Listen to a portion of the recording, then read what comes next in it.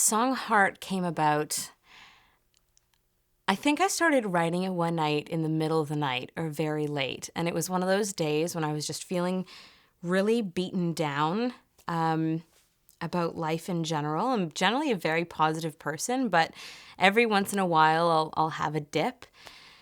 I was feeling bad about the industry. I was feeling bad about being an artist. It was just not a good day. And I started kind of free writing this poem or these lyrics. And as it got to a certain point, something started emerging from it, which was that despite all of this, I have this person in my life who is so supportive and so beautiful and so amazing and loves me so much.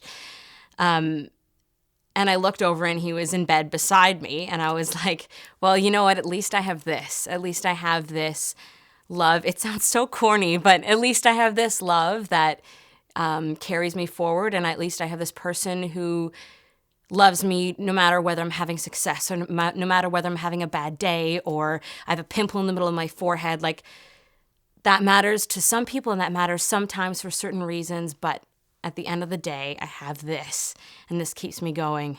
And that's really the idea behind it. It's gone through some different phases, lyric drafts and stuff. But the chorus, "You're my heart," which is so simple, has stayed the same because that's really at the heart of the song is that relationship.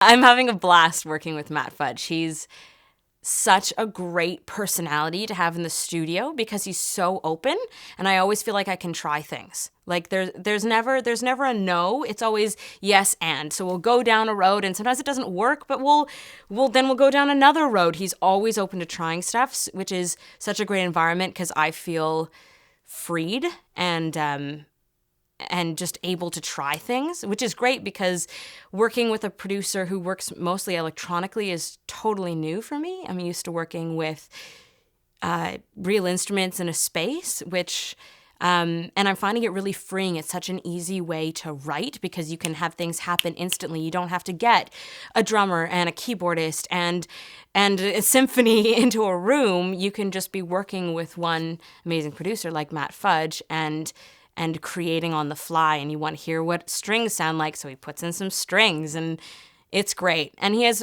a really great ear in that even for songwriting, sometimes there's one point where the word heart is actually, I had a melody and I didn't have a word when I first came to him. And he was like, okay, let's find a word there. And so I came up with all these words that could be there. And I said the word heart and like blushed beet red because I felt like it was so lame. But he said, no, that's it. That's it. If you're embarrassed to say it, if it's so personal that you're embarrassed, then that's the word. And he's really insightful that way. So it's really great working with him. Yeah, Martha from Martha and the Muffins got involved. Martha Johnson from Martha and the Muffins got involved. And she has such a gift with words. It's beautiful. And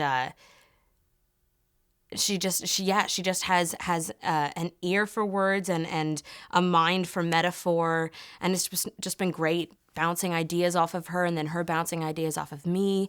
I really feel like we got some of my lyrics to a next level, just having someone else look at them who's so proficient with words. It's really nice. And she's also of a different generation. We have different outlooks, and I often find that people who have different outlooks and different experiences, I enjoy collaborating with because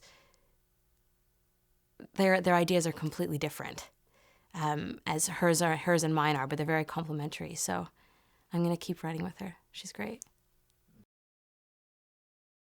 Ghost Caravan, the name of this project. This might get a bit deep. I've lost a lot of people in my life, one very close to me, and the idea of ghosts has never really been a negative thing for me. It's always been a positive thing, and I feel like I'm very influenced by my past experiences. I feel like they inform what I'm going through and how I approach the future a lot. So sometimes I feel like I'm surrounded by this caravan of ghosts of all the people that I've lost who are still a part of my life, and I feel like they bolster me up.